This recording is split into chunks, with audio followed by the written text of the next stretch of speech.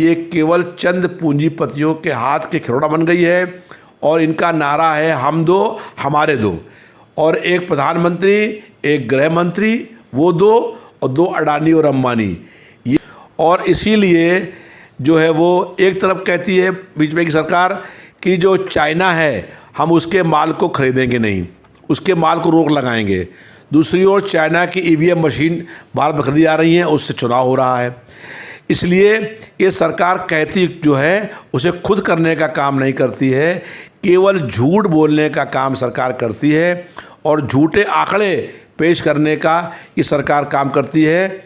इससे स्पष्ट हो गया है कि ये सरकार जो है, जनता इस सरकार को किसी भी हालत में अब बर्दाश्त करने को तैयार नहीं है।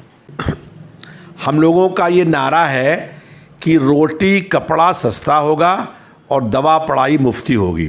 आज रैली थी, कहा जाए यूँ कि लखनऊ के अंदर बहुत बड़ा जलसा एक रैली के रूप में उस पर निकाला गया था, तो वहीं हम आए हैं अपने पूर्व मंत्री जो हमारे रविदास मल्होत्रा जी हैं और हमारे पूर्व में स्वास्थ्य मंत्री भी रह चुके हैं।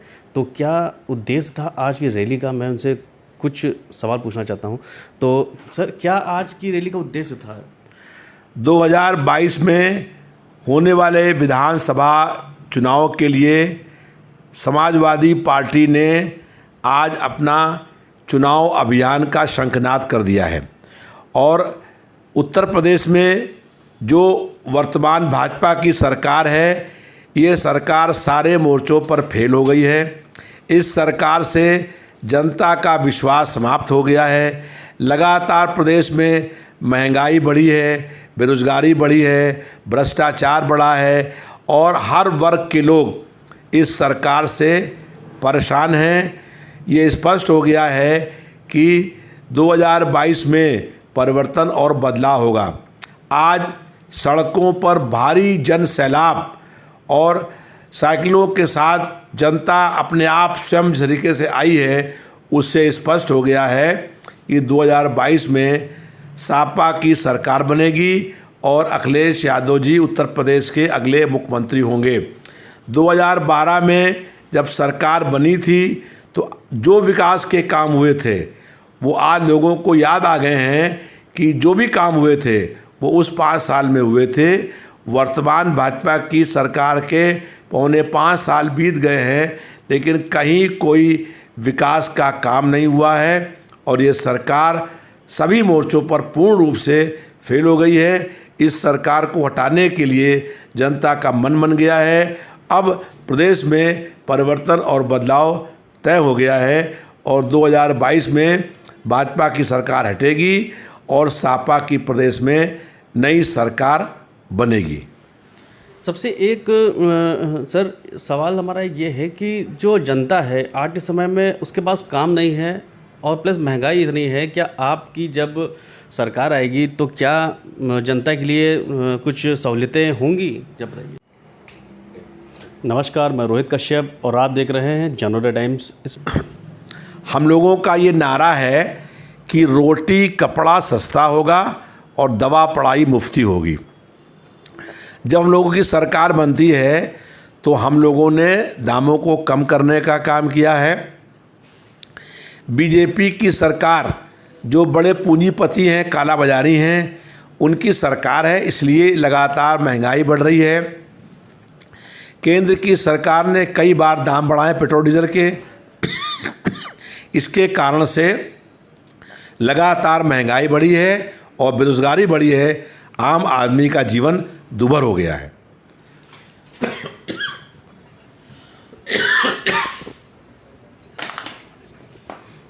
कहने की बात तो ये भी है कि अगर कोई परेशान है या महंगाई से परेशान है, आप जैसे कि जान रहे हो डीजल भी महंगा है, पेट्रोल भी महंगा है, खाने के पदार्थ भी, यहाँ तक कहा जाए कि कड़वा तेल भी महंगा है।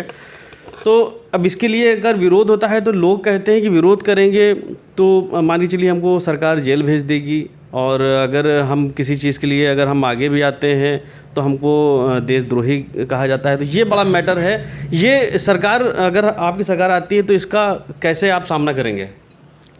देखिए, केंद्र की सरकार ने 3 कृषि कानून लागू किए और इसमें ये अधिकार दे दिया बड़े बड़े पूंजीपतियों को कि वो चाहे कितना भंडारण कर लें। जब भंडारण करने की कोई सीमा नहीं होगी और जब बड़े बड़े उद्योगपति, बड़े घरानों के लोग सब सामान खरीद के अपने पास रख लेंगे तो फिर दाम बढ़ेंगे ही।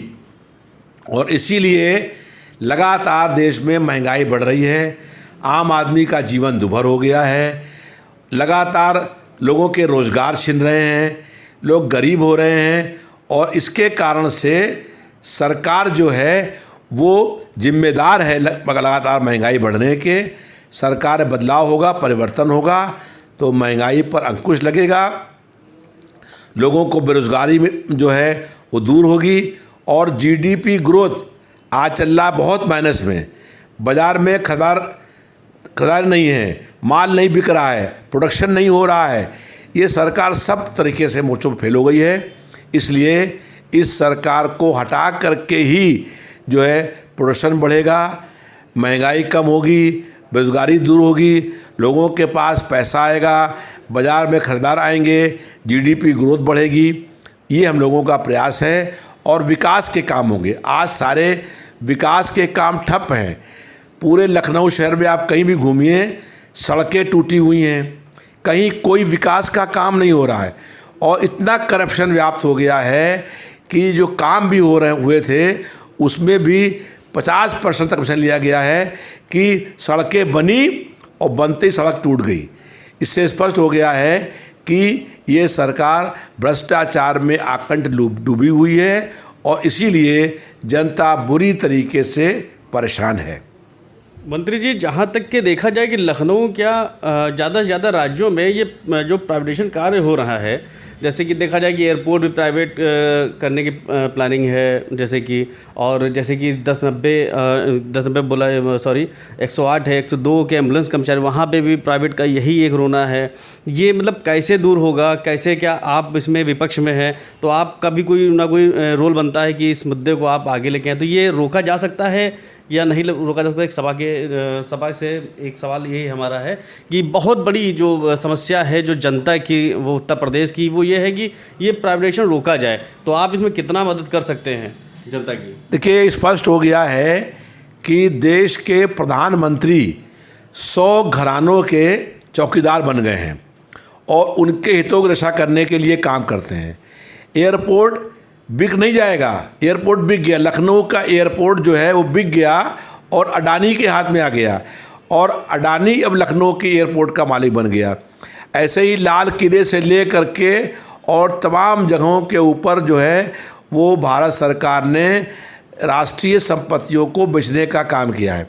इससे स्पष्ट हो गया है कि भारतीय जनता पार्टी की सरकार बड़े उद्योगपतियों, बड़े पूंजीपतियों की सरकार है। इनको किसान का, गरीब का, किसी मजदूर का और आम आदमी का, मध्यम वर्ग के लोगों का कोई चिंता नहीं है। ये केवल चंद पूंजीपतियों के हाथ के खिलौना बन गई है और इनका नारा है हम दो हमारे दो, और एक प्रधानमंत्री, एक गृह मंत्री, वो दो और 2 अडानी और अंबानी, ये इनका नारा है। उन्हीं का विकास करने का ये काम करते हैं।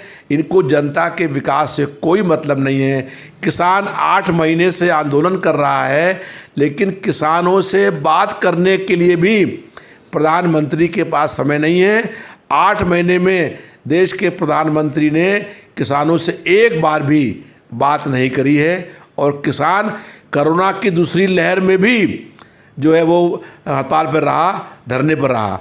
तो ये सरकार जो है वो दमन, जुल्म, तानाशाही से जनता की आवाज़ दबाने का काम कर रही है।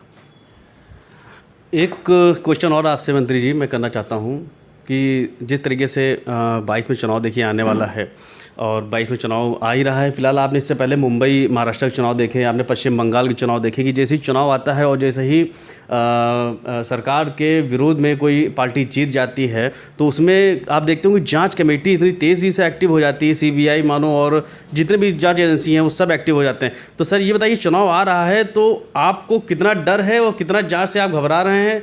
आप हमारे जनरल टाइम्स के माध्यम से कुछ हम जवाब दे सकते हैं? देखिए, जो लोकतंत्र के में होता है वो संवैधानिक अधिकारों को समाप्त करने का भाजपा सरकार काम कर रही है। सुप्रीम कोर्ट हो, चाहे सीबीआई हो, चाहे इनकम टैक्स हो, इन संस्थाओं का दुरुपयोग करने का काम भाजपा की सरकार ने किया है। और इसीलिए जो है वो एक तरफ कहती है बीच में की सरकार कि जो चाइना है हम उसके माल को खरीदेंगे नहीं, उसके माल को रोक लगाएंगे। दूसरी ओर चाइना की ईवीएम मशीन भारत में खरीदी जा रही हैं, उससे चुनाव हो रहा है। इसलिए ये सरकार कहती जो है उसे खुद करने का काम नहीं करती है, केवल झूठ बोलने का काम सरकार करती है और झूठे आंकड़े पेश करने का ये सरकार काम करती है। इससे स्पष्ट हो गया है कि ये सरकार जो है, जनता इस सरकार को किसी भी हालत में अब बर्दाश्त करने को तैयार नहीं है।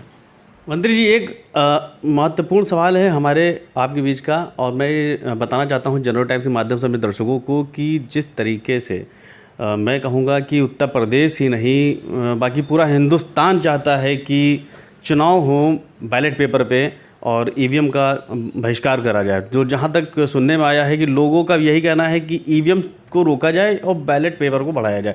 आपका क्या मानना है, क्या बैलेट पेपर ठीक है या ईवीएम ठीक है? देखिए, हम लोगों का ये मानना है कि चुनाव बैलेट पेपर से हों, इससे चुनाव निष्पक्ष होंगे। ये ईवीएम की मशीन चाइना में बन करके वहाँ से आ रही है, और जब चाइना और भारत के बीच में तनाव हुआ तो प्रधानमंत्री ने चाइना के खिलाफ एक बात भी नहीं बोली। इससे स्पष्ट हो गया है कि ये केंद्र की सरकार ईवीएम मशीन में गड़बड़ी करने का काम करती है। कई जगहों के उपचुनाव में आपने देखा होगा कि ये आया खबर कि ईवीएम मशीन ख़राब हो गई और 2 घंटे वहाँ पर मतदान रुक गया। फिर कुछ लोग वहाँ आए और उन्होंने ईवीएम मशीन ठीक कर दी। तो हमने उनसे पूछा कि मशीन में क्या खराबी थी और आपने क्या चीज़ ठीक कर दी। अगर कोई ईवीएम मशीन को जो ख़राब को ठीक कर सकता है तो वो ठीक को ख़राब भी कर सकता है, और इसलिए ईवीएम मशीन को जो है वो केंद्र की सरकार जो है वो जानबूझ करके चाहती है कि चुनाव ईवीएम मशीन से हो। हम लोग चाहते हैं कि चुनाव बैलेट से हो, ये जनता की मांग है। लेकिन ये सरकार बेईमानी, धांधली, गड़बड़ी करने का प्रयास चाहे कितना भी कर ले, लेकिन तब भी ये सरकार जो है हटेगी। और अब की जनता जब उनको वोट ही नहीं देगी तो जो है चाहे कैसे भी चुनाव वो करा लें, वो सरकार बीजेपी की अब की हटने वाली है। लेकिन हम लोगों की ये मांग है कि चाइना की ईवीएम मशीन से चुनाव नहीं हो। दुनिया के जिन लोगों ने ईवीएम मशीन बनाई है वहाँ पर भी चुनाव बैलेट पेपर से होते हैं।